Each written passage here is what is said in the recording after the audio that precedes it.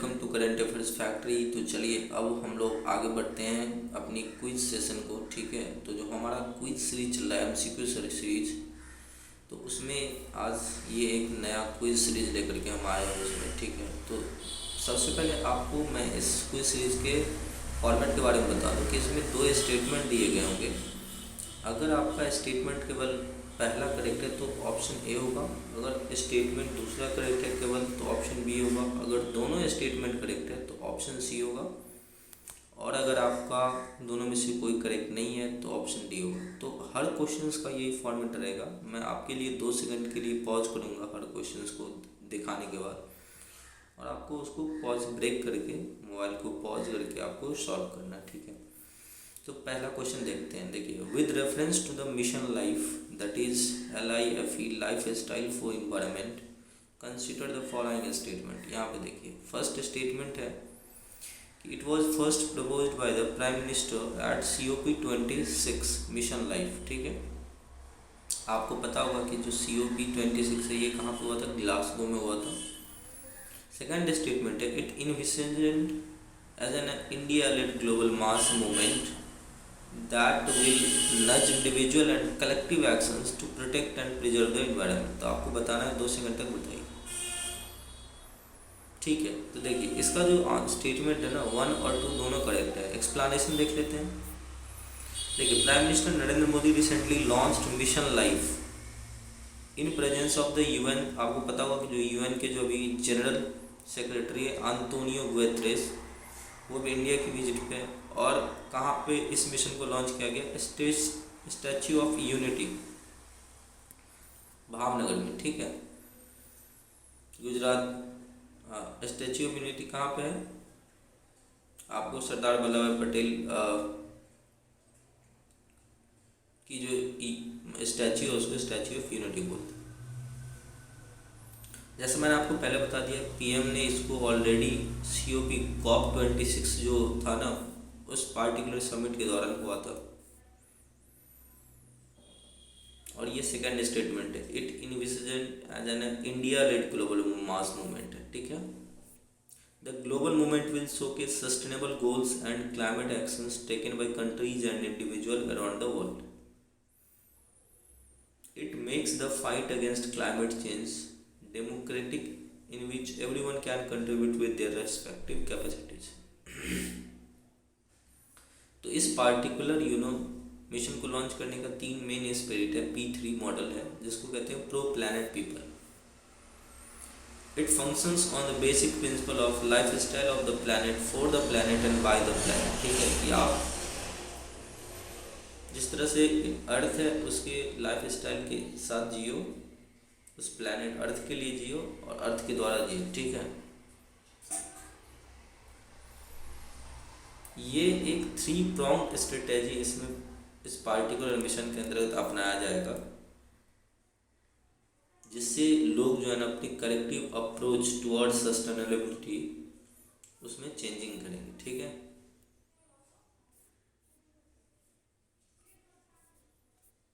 Second question कि with reference to the mission defense space consider the following statement। The space program aims to develop innovative solution for defense forces through industry and startups। second statement है under mission defense space 75 challenges are being open to get innovative। तो आप लोग इसको stop करके जो है इस दोनों क्वेश्चंस को अटेम्प्ट कीजिए। इस क्वेश्चंस को देखिए कि कौन कौन से स्टेटमेंट लगते हैं। ऑप्शन फर्स्ट की तरह ही पॉज कीजिए 2 सेकंड के लिए, फिर हम आपको बताते हैं।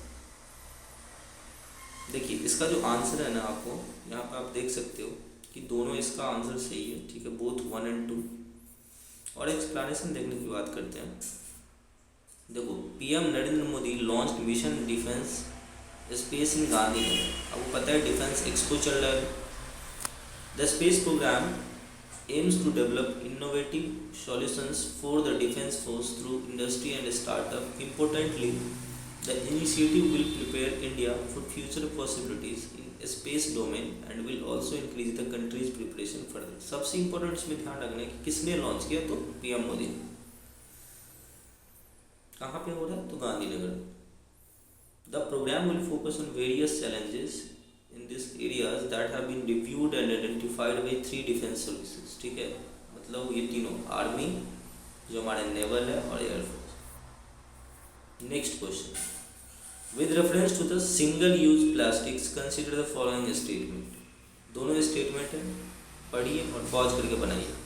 फर्स्ट है, plastics carry bag of thickness less than 75 micron are prohibited under the plastic waste management rules that is 2016।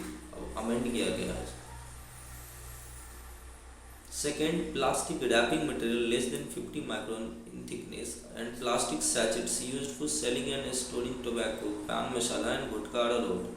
तो आप उसको पॉज करो और इसको अटेम्प्ट करो। ठीक है, बढ़ते हैं इसका, देखते हैं आंसर क्या है। देखिए इसका जो आंसर है ना, केवल फर्स्ट स्टेटमेंट करेक्ट है, सेकंड गलत है। एक्सप्लेनेशन देख लेते हैं ऐसा क्यों। तो देखिए, nearly 46 tons of banned single use plastics item seized recently during a special drive.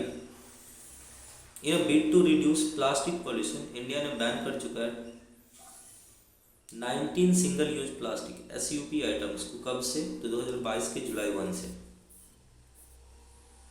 Plastic carry bag of thickness less than 75 microns are also prohibited under the plastic waste management rule. और इसको अब जो है ना, दिसंबर 31 से इसको thickness को बढ़ा करके 120 माइक्रोन कर दिया जाएगा। मतलब 120 माइक्रोन से कम वाले जितने भी थिकनेस के कम वाले जितने प्लास्टिक बैग होंगे सब बैन हो जाएंगे। ये दिसंबर 31 से, याद रखिए, जुलाई 1 से 75 micron. Plastic wrapping material less than 50 micron. देखो यूपीएससी पर्पस ये दोनों स्टेटमेंट जो है बहुत इंपॉर्टेंट है, क्योंकि यहाँ पे बार बार जो है ना डेटा में वेरिएशन कर।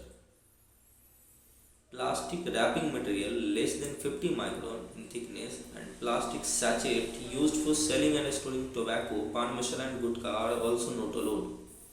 Single-use plastics often also referred to as a disposable plastic। मतलब एक बार आप यूज कर लेते हो और फिर इसे फेंक देते हो। जैसे सब्जी लाने के लिए जाते हो तो जो पॉलीथीन्स होता है, कोई मेडिसिन मार्केट से लाते हो तो जो पॉलीथीन्स होता है, ये सब क्या होता है? Single use disposable plastic.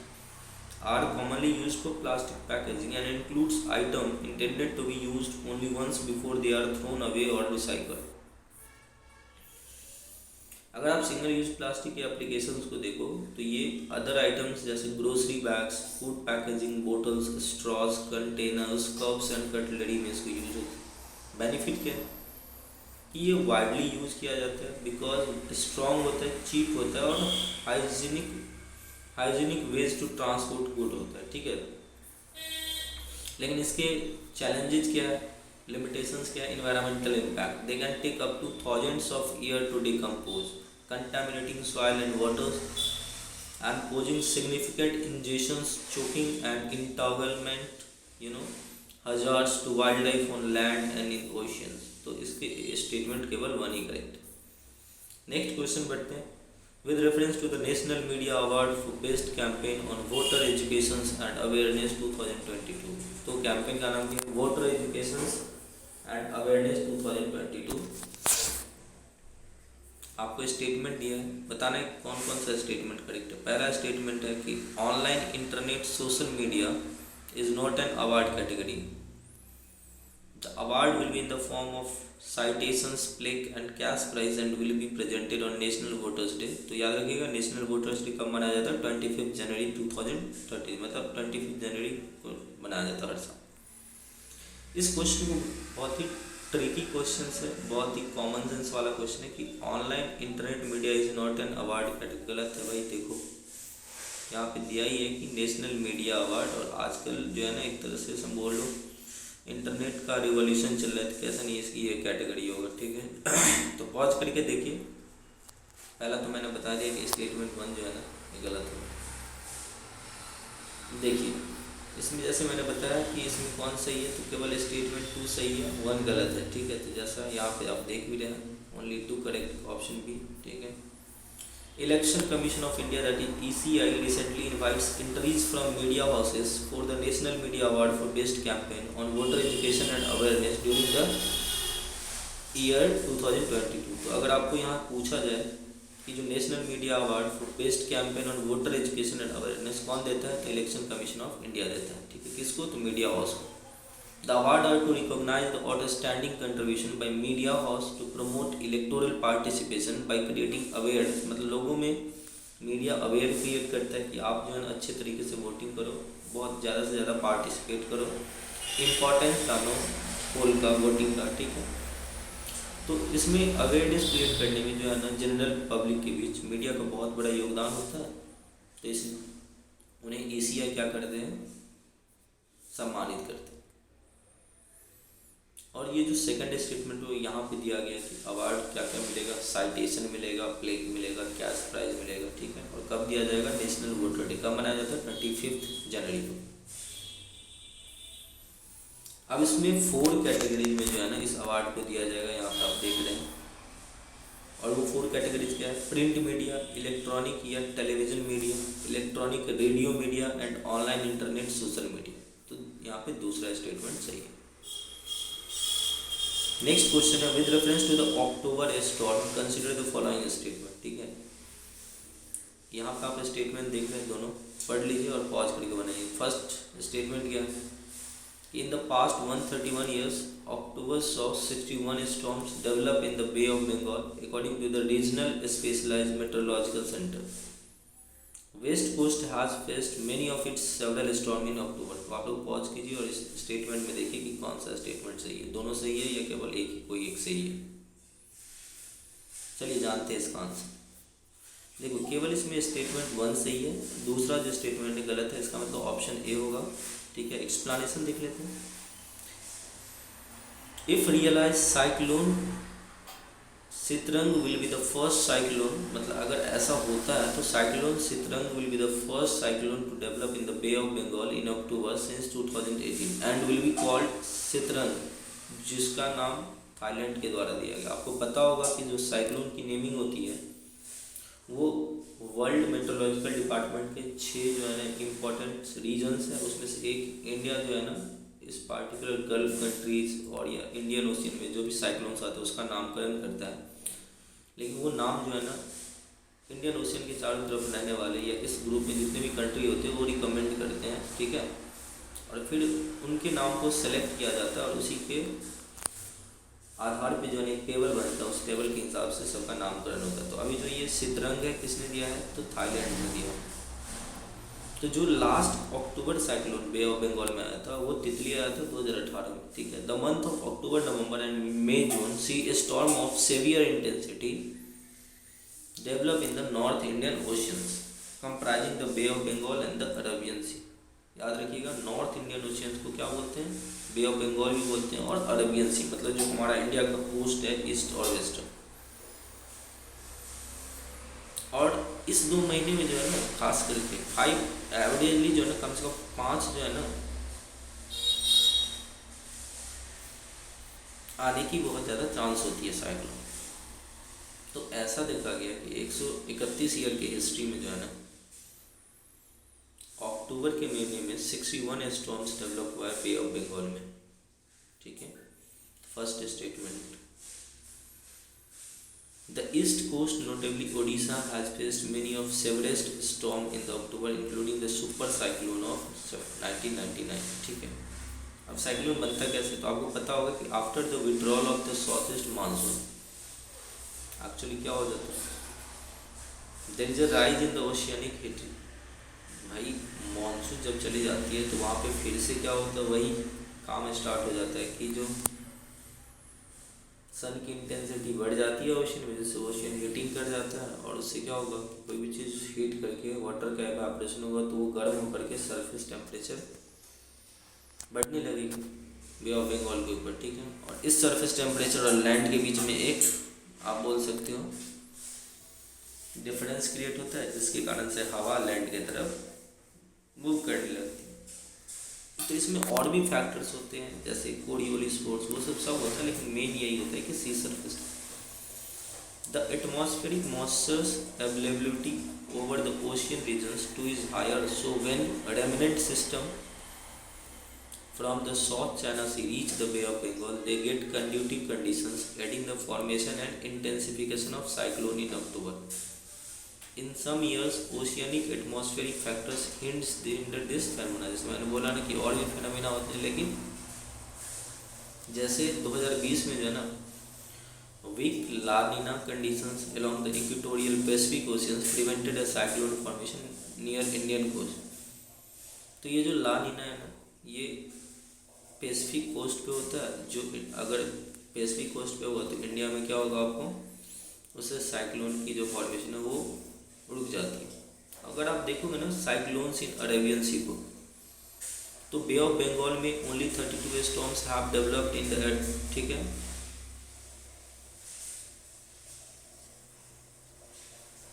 मतलब अगर कंपैरिजन में बे ऑफ बंगाल की कंपैरिजन में केवल 32 स्टॉर्म्स अरेबियन सी में 1891 से देखा गया है, ठीक है। तो मतलब कम। वैसे भी अगर आप देखोगे तो अरेबियन सी में जो ना ओकेजनली बहुत कम ही, मतलब एक तरह से बे ऑफ बंगाल के कंपैरिजन में आता है। Climatologically to the IMD states that the 5 storms formed in the north Indian ocean in a calendar years, 4 are in the bay of Bengal and 1 in the Arabian sea. अब यहाँ पे एक है कि with reference to the scorched earth tactic consider the following statement, ठीक है। ये दोनों स्टेटमेंट यहाँ पे देखिए। फर्स्ट है the strategy seeks to deplete the enemy resources to sustain warfare and also break their morals by inflicting heavy hardships और combatants और नॉन कॉम्बेटेंट्स लाइक। सेकेंड है harming civilians as part of this study has been banned under the 1977 Geneva convention. तो आप इस दोनों statement को पढ़िए pause करके, ठीक है, और फिर इसको सॉल्व करने की कोशिश करें। देखिए इसका जो आंसर है वो दोनों सही है, ठीक है। एक्सप्लेनेशन देख लेते हैं। German chancellor recently said that Russia is using scorched earth tactics in Ukraine. अब ये टैक्टिक्स क्या है कि ये जो टैक्टिक्स है वो form part of a military strategy जिसमें destroy anything that could be use to be enemy, ठीक है। मतलब एनिमी कुछ भी यूज करता है ना, उस सबको डिस्ट्रॉय कर, including energy supplies, bridges, provision stores, agriculture fields, road, railway links etcetera. मतलब कोई भी कनेक्टिविटी नहीं होनी चाहिए। The destruction could be carried out by the enemy और by the retreating army of a country which does not want invaders to use its resources. Harming civilians as part of this strategy had been banned under the 1977 Geneva Convention. तो देखो basically भाई अगर आप एक आम आदमी को अगर आप कुछ क्षति पहुंचाओगे तो वार क्राइम होता है। तो ये चाहे कोई भी युद्ध हो, यूजुअली उसमें क्या होता है, आपको बैन ही होगा। The strategy seeks to deplete the enemy resource to sustain warfare. Basically कोई भी एनिमी जो अपना रिसोर्स उसको मूवमेंट नहीं कर पाएगा, तो एक तरह से बोल सकते इनडायरेक्टली आप उस पार्टिकुलर रिसोर्स को यूज करने से मना कर रहे हो, ठीक है। जैसे क्या होगा कि ऑपोजिशन का मोरल डाउन होता है, ठीक है।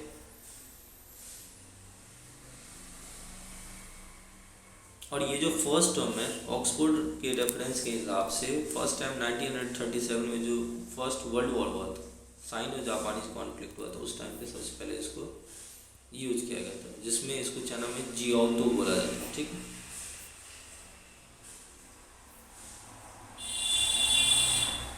अब एक टर्म है यहाँ पे मैं आपको डायरेक्ट हॉनेस्टी सोप सभी न्यूज़ में। तो 15 स्कूल्स में जो है ना केरला के एर्नाकुलम डिस्ट्रिक्ट में गवर्नमेंट ने हॉनेस्टी सोप खोला है। इसको ऑलरेडी 2008 में लॉन्च किया गया था और ये student police cadet that is SPC project. तो आपसे ये याद रखना है कि student police cadet that is SPC project किस स्टेट से रिलेटेड है, तो ये केरला से रिलेटेड है। और ये भी ध्यान रखना है कि हॉनेस्टी सोप किस स्टेट ने खोला है, तो वो भी केरला ने खोला है, ठीक है। हालांकि ये मिशन पहले लॉन्च हो गया था SPC 2008 में। It was concept to inculcate better civic sense among student and mold them responsible youth who will react positively to the demands of society. There is no salesman at these counters and students can drop the money to each item in the collection box, ठीक है। तो ये आज की कुछ MCQ series का session था। अगर उम्मीद करते हैं कि आपको अच्छा लगा होगा, और अगर अच्छा लगे तो प्लीज़ हमारे वीडियो को शेयर कीजिए, हमें कमेंट में बताइए कि आपको कैसा लग रहा है सेशन, ठीक है। और थोड़ी देरी हो जाती है, माफ़ी चाहते हैं, ठीक है, क्योंकि हम इंपॉर्टेंट क्वेश्चंस को ही यहाँ पे डिस्कशन करते हैं, ठीक है। तो हमारे चैनल को सब्सक्राइब कीजिए और दोस्तों को भी रिकमेंड कीजिए। Thank you so much for watching this video.